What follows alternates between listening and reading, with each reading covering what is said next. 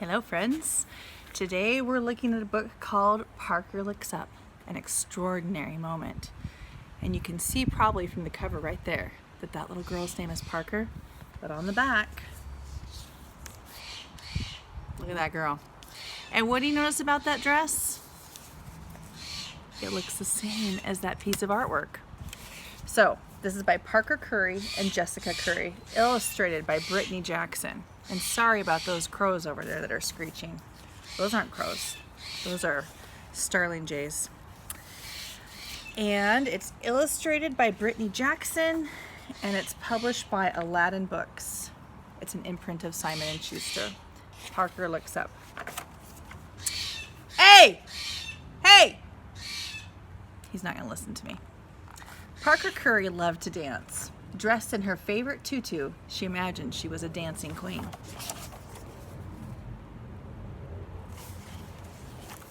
My goodness, that looks exactly like that girl.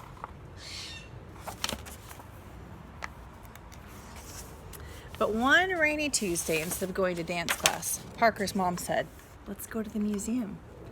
Ava too? Parker loved visiting the museum almost as much as she loved twirling and leaping in the air. She pulled on her boots. Mom and her sister Ava buttoned up their jackets. "Have fun, girls. Bye, Dad."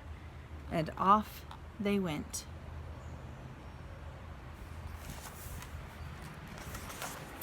Splashing and smiling, and this says the Donald W. Reynolds Center for American Art and something else that I can't read there. So splashing and smiling, and surprise! Gia, Parker's best friend, greeted them from the top of the museum steps. Yay, it's Gia! Art and Portraiture, National Portrait Gallery.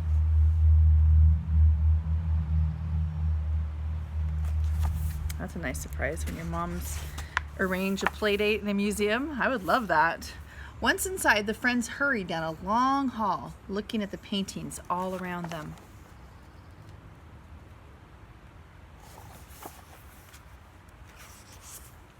They saw prancing horses, blooming flowers,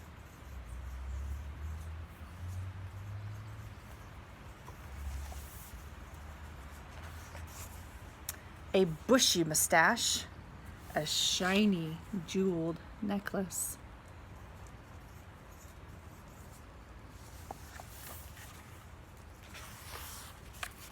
Two peacocks with red eyes and a basket of slimy fish. Ew!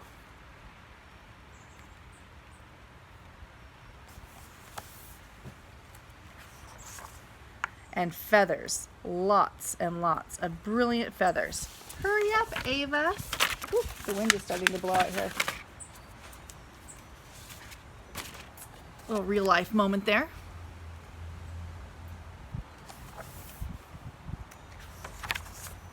When Gia spotted a playroom, she raced ahead. Parker charged after her. "Explore! Let's make silly faces!"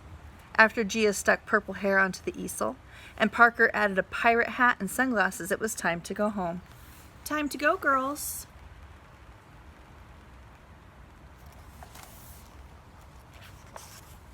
Skipping down the hall, the girls spied a row of frilly white tutus. Parker raised her arms. Gia spun around and around. "Wait for me," Parker called, dancing after her friend until...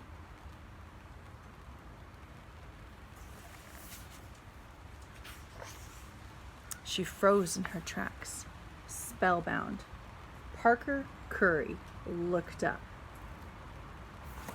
And you'll notice that Parker Curry is the name of one of the authors.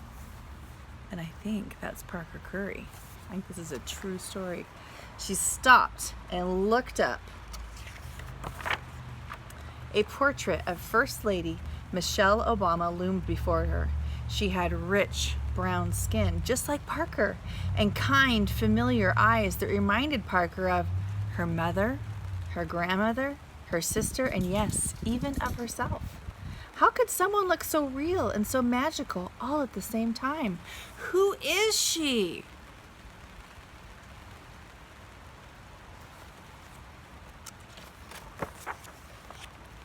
Parker's mother's voice filled the air, and her words coming to rest squarely on Parker's tiny shoulders. Mother, lawyer, writer, courageous, smart, caring, inspirational, hero, confident, dynamic, advocate, honest, volunteer, mentor, hopeful, friend, sister.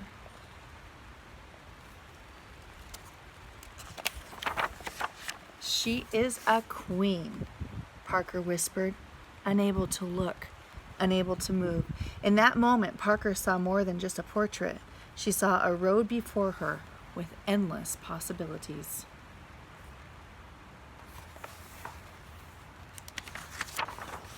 Suddenly, Parker felt a small hand in hers, and the spell was broken. "Come look, Ava," she said, putting her arm around her little sister and standing tall. For Parker Curry was feeling powerful and strong, and even though she hadn't moved,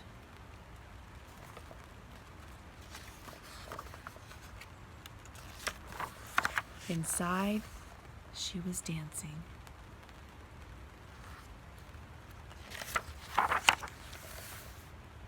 There's a lot of words here.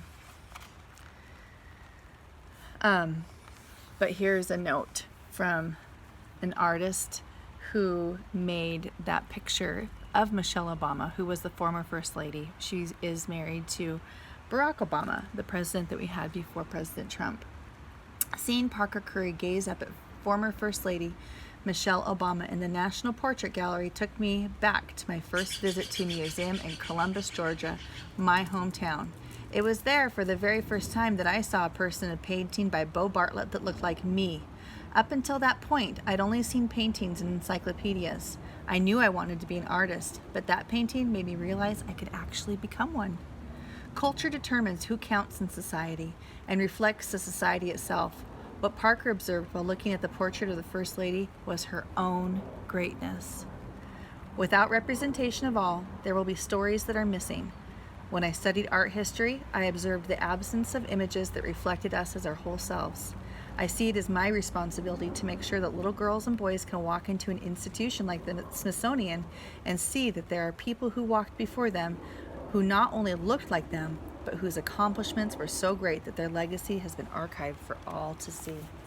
So I think that that's an important thing to stop and talk about for just a moment. Some people may be wondering why I'm spending all this time reading these stories lately. But it's important that we see stories and hear stories that are about people who look like us. And a lot of the stories that are written and published have skin that looks a lot like mine. But my color of skin is only one of the many colors that exist in our world. And so it's important that we have stories that show us everybody, so everybody's story has a chance to be told. And everybody has an opportunity to see themselves in the people in the stories. I hope you've enjoyed the stories I've been sharing at the end of the year here, because I've sure enjoyed reading them and sharing them with you. I wonder who you're going to see next, who reminds you of you, and what greatness you're going to find in yourself. I can't wait to hear about it. Bye, friends. I love you.